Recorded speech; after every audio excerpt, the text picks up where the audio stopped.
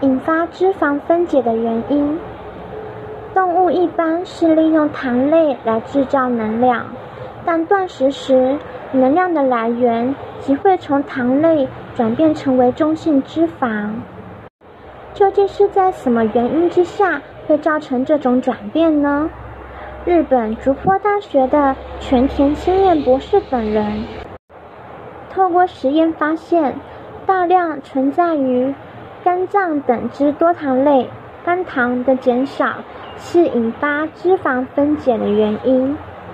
据表示，肝糖经分解后会变成葡萄糖而制造成能量。全田清彦博士等人首先详细调查在断食时的脂肪组织中与脂肪分解有关的神经，接着为了调查在何种原因下会造成透过该神经进行脂肪分解，因此博士等人利用基因操作增加存于实验鼠肝脏中的肝糖含量，结果发现脂肪的分解受到抑制，这表示断食的时候肝糖的减少正是造成脂肪分解的原因。